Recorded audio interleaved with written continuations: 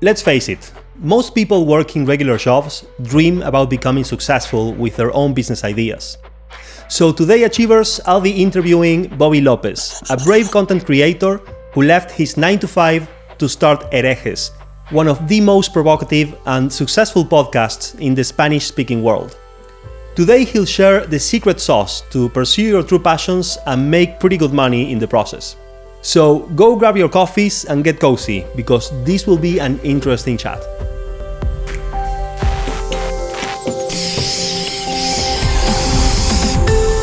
You are watching the Achievers Toolkit. Build a better you. So Bobby Lopez, he's a friend of mine for more than 20 years. He's from Mexico.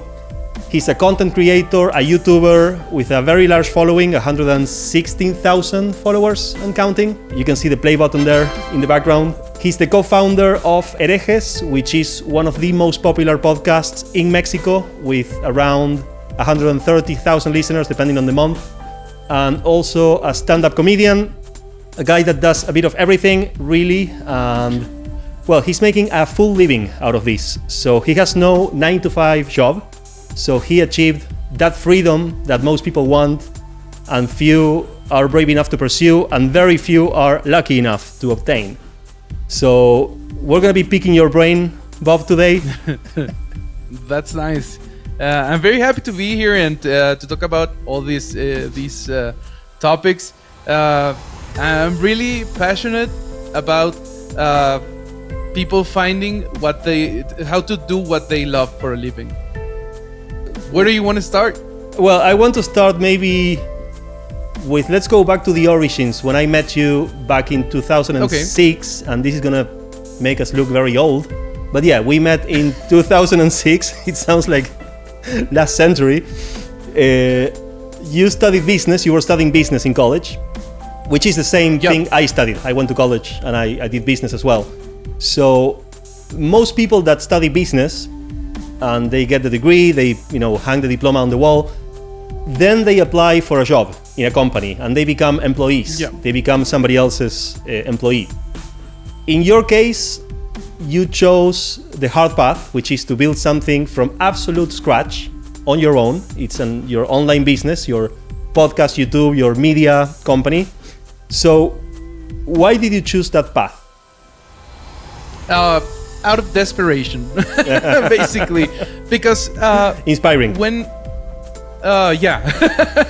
And what happened is that when I got my bachelor's degree and I graduated, I actually did get a 9-to-5 job.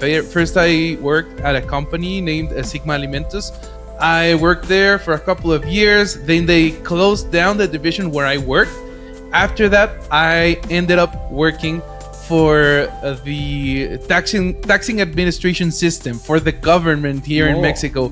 And if you live in a third world country like me or a Latin American country in general, it doesn't matter how much money they pay you, don't do it. It's not worth it.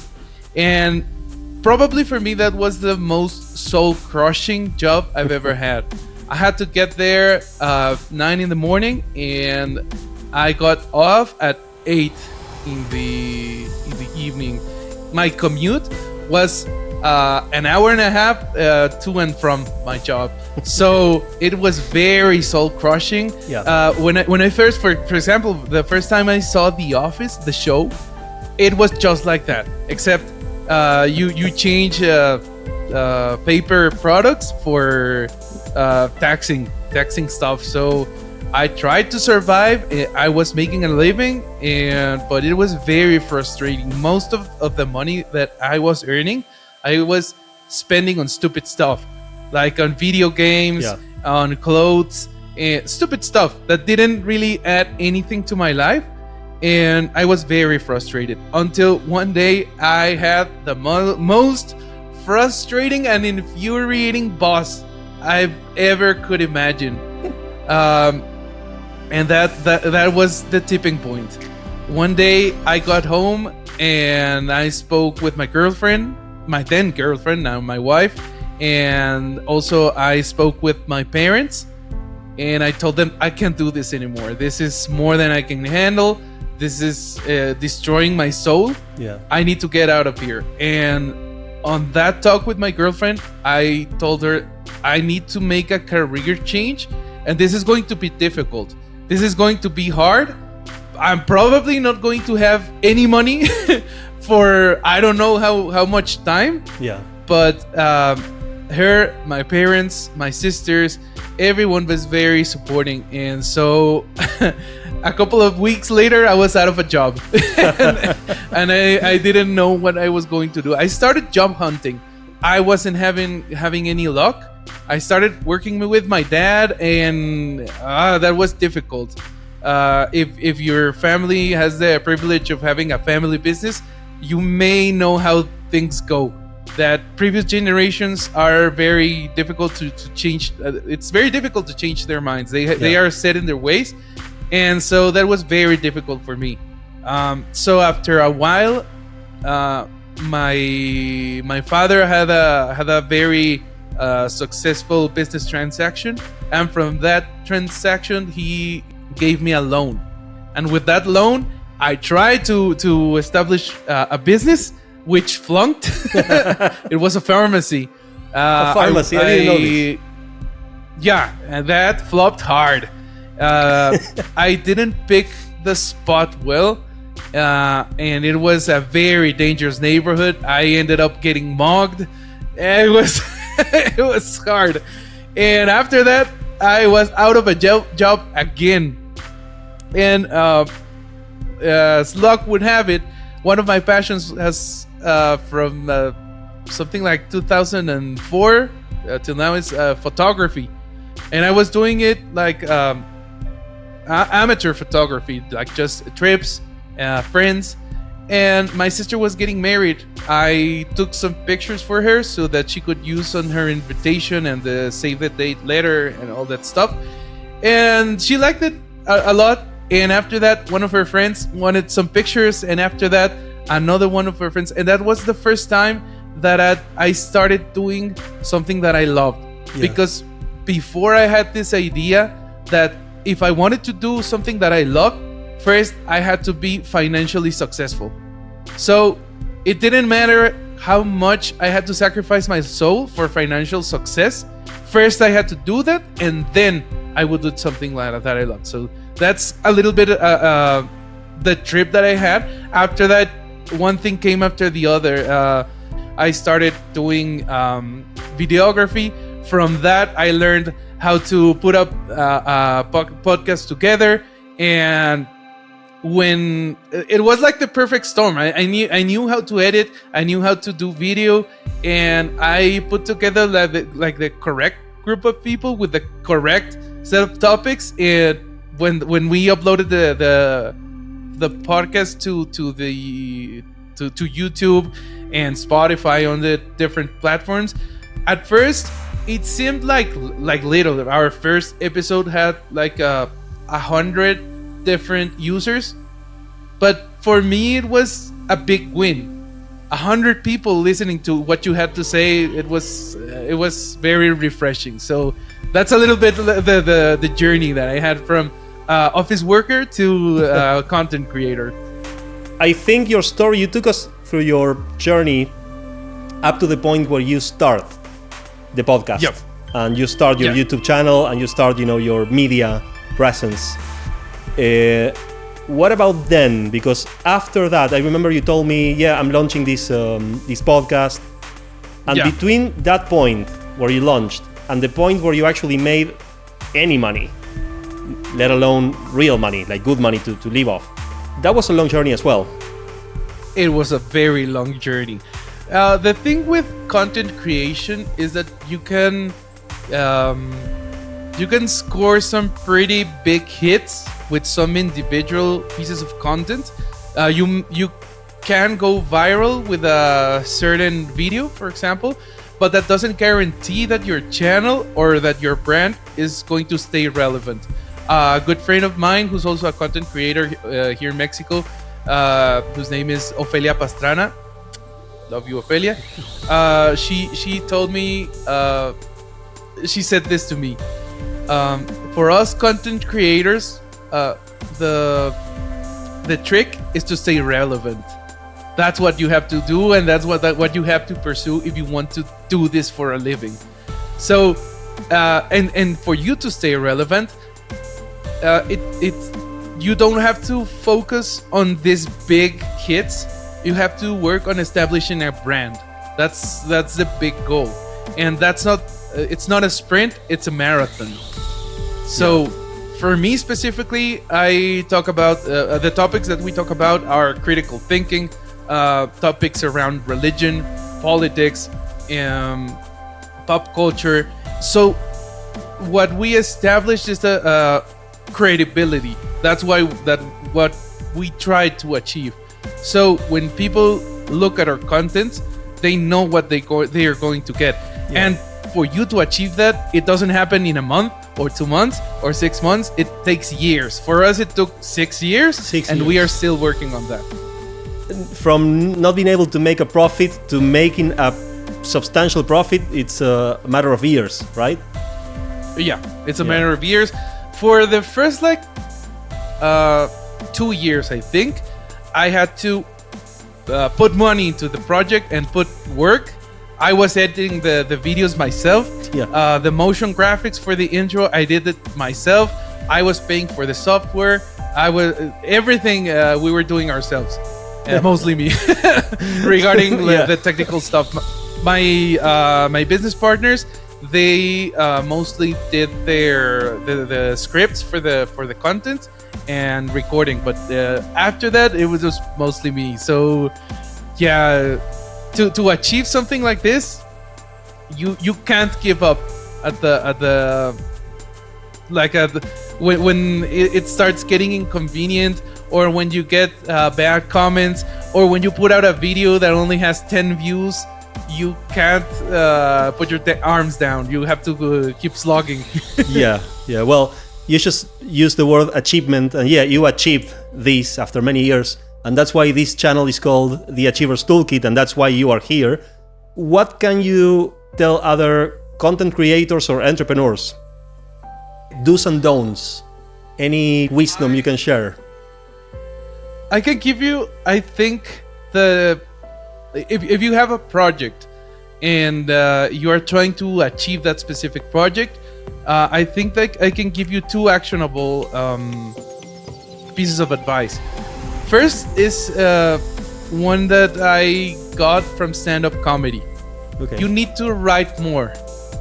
That's the first piece of advice. Start carrying around a notebook, and every time you get an idea, every time that a thought crosses your mind, you need to write it down, because our brains are made in a way that we forget about these things, and then a lot of the time we get brilliant ideas and we don't write them down, and then we forget them. Yeah. And even if you think, oh, this is a great joke, this is a great business plan, this is a great product, and you don't write it down, chances are you're going to forget. So get a notebook and write down your ideas. That's the first piece of advice. And the second piece of advice I can give you, especially for content creation, I think this, but it can also, it works for content creation, but it also translates to other projects. Whatever project you are trying to achieve, do it in a way that you're striving for the best quality possible. In content creation, what happened for us is that when you're doing a podcast or a YouTube video, audio is king. It doesn't matter if your image is if your video is captured with a Nokia phone with that one that if you drop the earth would collapse in the brick. It doesn't matter. It doesn't even matter if you don't have a video. If you don't have good audio, and if you have 6K video, if your audio is crap, people are going to click away. So what we did with our podcast is that from episode 1, our audio is the best audio we could get. And you can translate that to other types of businesses. For example, let's think of a sandwich shop. If you get someone walking into your sandwich shop, you have one chance to win that customer. Yeah. And if that sandwich is not perfect or as good as you can make it, maybe you will lose that client forever. They won't But come if back, your yeah. sandwich is good, that person will come back. Yeah. So yeah, don't be complacent. Okay. To the best of your possibilities, don't be complacent. Good advice. I think I parked the best question, there for the end. It's the most, it's the shortest question as well, but I think it's the most relevant of the whole interview. And everybody will give me. I'm gonna do a lot of these interviews in the future, and I would assume people will give me different answers, like completely, wildly different answers. What is success to you?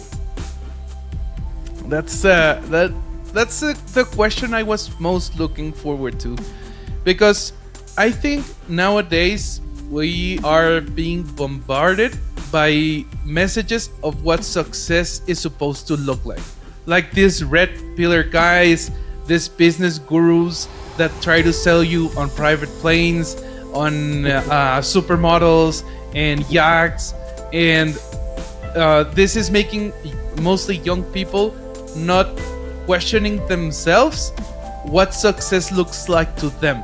So for every person, success is a personal measure. You need to understand what success is to you, because other people's success maybe won't match with my lifestyle or what I want to do.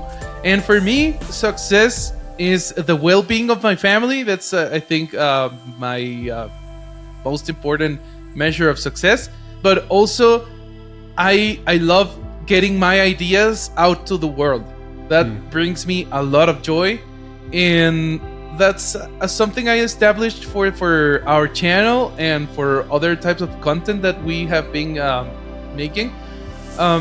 It doesn't matter if only 10 people see it, as long as someone is getting something positive and learning something and getting new ideas from listening to what I have to say.